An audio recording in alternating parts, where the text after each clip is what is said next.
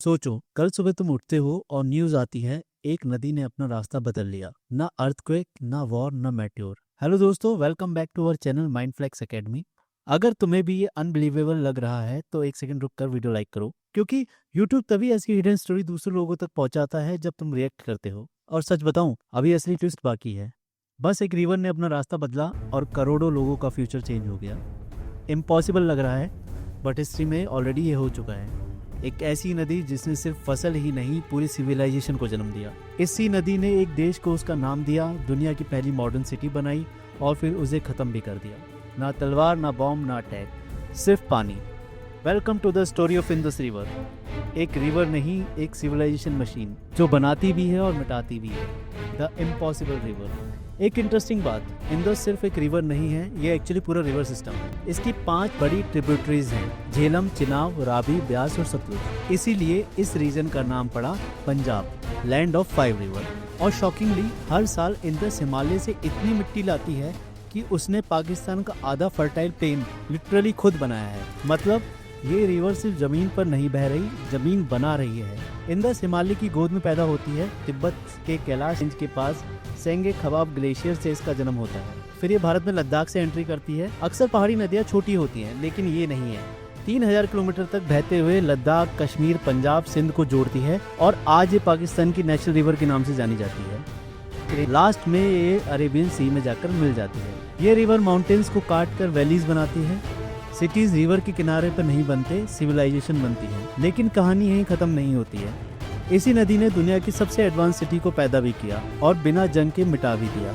एक और चीज, इंडस वैली के लोग फ्लड से डरते नहीं थे। वो अपने शहर थोड़े ऊंचे प्लेटफॉर्म पे बनाते थे ताकि रिवर ओवरफ्लो होकर भी डैमेज ना कर सके। मतलब 4500 साल पहले वो लोग क्लाइमेट इंजीनियरिंग समझ चुके थे। अब बात करते हैं वर्ल्ड फर्स्ट प्लान सिटी की। 4500 साल पहले जब लोग जंगल में रहते थे, इंडस वैली के लोग सिटी प्लानिंग कर रहे थे। हर घर में बाथरूम था, हर स्ट्रीट ड्रेनेज से कनेक्टेड थी, ग्रिड्स लेआउट सिस्टम फॉलो होता था। हड़प्पा, मोहनजोदाड़ो ये मॉडर्न सिटीज से बेटर प्लान थी। मोहनजोदाड़ो में एक ग्रेट पाथ मिला है जो दुनिया का पहला पब्लिक वाटर टैंक माना जाता है। और सबसे शॉकिंग, उसमें वाटरप्रूफ ब्रिक्स भी यूज हुई थी। आज भी वैसी वाटरप्रूफिंग करवाना एक्सपेंसिव होता है। इंडस स्क्रिप्ट आज तक डिकोड नहीं हुई है। मतलब हमें पता है कि वो एडवांस थे, लेकिन वो क्या लिखते थे हमें आज तक नहीं पता चल सका है। फिर एक दिन सब गायब हो गया। ना डेड बॉडीज मिली, ना डिस्ट्रक्शन हुआ, सिर्फ एम्प्टी सिटीज। साइंटिस्ट शॉक हो गए। फिर पता चला नदी ने अपना रास्ता बदल लिया था। साइंटिस्ट मानते हैं रिवर कंप्लीटली गायब नहीं हुई थी, बस ग्लेशियर शिफ्ट हुए थे और मानसून पैटर्न चेंज हो गया था और धीरे धीरे पानी दूसरी डायरेक्शन में चला गया। पानी गया तो लोग चले गए, शहर खाली हो गए और एक नदी इतिहास मिटाकर बह गई। शहर थे फिर नहीं रहे क्योंकि नदी वापस नहीं आई। लेकिन कहानी यही खत्म नहीं हुई। जब पुरानी सभ्यता गायब हो गई तब भी दुनिया की नज़र इसी नदी पर रही। पुराने जमाने में जो भी भारत आया, रास्ता उसने नहीं बनाया, रास्ता इंडस रिवर ने दिखाया। आर्यंस, पर्शियंस, ग्रीक्स, मुगल्स, हर किसी को, क्योंकि एशियन लोगों का जीपीएस रिवर ही होती थी। रिवर फॉलो करो, सिविलाइजेशन मिल जाएगी। एशियन ट्रेडर्स भी इसी रिवर रूट को यूज करते थे। यहाँ से लापिस लेज़ी अफगानिस्तान से आता था और इंडस के थ्रू मेसोपोटामिया तक जाता था। मतलब ये वर्ल्ड का पहला इंटरनेशनल ट्रेड हाईवे था। इसीलिए इंडस माइग्रेशन मशीन थी। जब बाहर से लोग यहाँ आए तो कल्चर मिक्स हुए, लैंग्वेज बनी और इन्हीं लैंग्वेज की वजह से हिस्ट्री बनी। एक टाइम पर दुनिया के मैप्स में पूरा सबकॉन्टिनेंट सिर्फ एक नाम से जाना जाता था, लैंड बियॉन्ड द इंडस। अब सवाल आता है कि इंडिया को अपना नाम कैसे मिला। हम अपने देश को इंडिया क्यों बोलते हैं? क्या किसी राजा ने ये नाम रखा? नहीं। क्या किसी फ्रीडम फाइटर ने डिसाइड किया या ब्रिटिश ये नाम देकर गए थे? सच थोड़ा शॉकिंग है। इस देश का नाम किसी इंसान ने नहीं रखा, बल्कि हमारे देश का नाम एक रिवर को सही से बोल ना पाने की वजह से बना। सब शुरू होता है एक पुराने शब्द से, सिंधु। ऋग्वेदा में इसका मतलब था एक ऐसी बहने वाली शक्ति जो कभी रुकती नहीं। ये सिर्फ रिवर का नाम नहीं था, ये पूरी रीजन की आइडेंटिटी थी। लोग कहते थे हम सिंधु के लोग हैं। फिर पर्शियंस आए।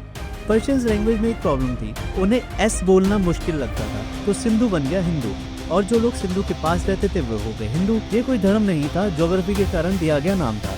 इसके बाद ग्रीक्स आए, फिर अलेक्जेंडर की आर्मी आई, उन्होंने एच भी हटा दिया, हिंदूस हो गया इंदोज। अब ये बन गया लैंड ऑफ इंदोज, इंदोज की धरती।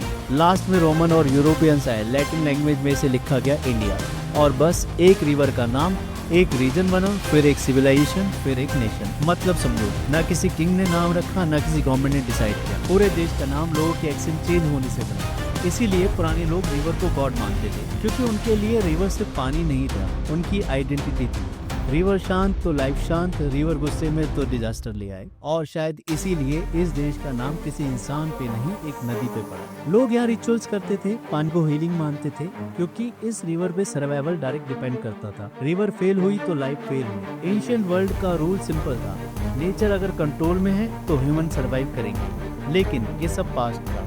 आज भी करोड़ों लोग इस रिवर पे डिपेंड करते हैं, और अगर ये रिवर रुक गई तो सिर्फ हिस्ट्री नहीं, फ्यूचर भी खत्म हो सकता है। सोचो, एक नदी ने सभ्यता बनाई, एक नदी ने सभ्यता मिटा दी, और एक नदी ने हम सबको नाम दिया। हम इंडिया में नहीं रहते, हम इंडस की कहानी में रहते हैं। आज भी इंडस बेसिन पर 30 करोड़ से ज़्यादा लोग डिपेंड करते हैं। अगर रिवर का फ्लो डिस्टर्ब हुआ तो सिर्फ एक कंट्री नहीं, पूरा साउथ एशिया अफेक्ट हुआ। अगर तुम्हें ज्योग्राफी और हिस्ट्री का कनेक्शन समझना पसंद है तो चैनल फॉलो करो, लाइक करो, शेयर करो और सब्सक्राइब जरूर करो। यहाँ ज्योग्राफी समझोगे तो हिस्ट्री खुद समझ आ जाएगी। सब्सक्राइब करो, असली दुनिया यही एक्सप्लेन होती है। मिलते हैं नेक्स्ट वीडियो में, तब तक keep exploring, keep learning, bye.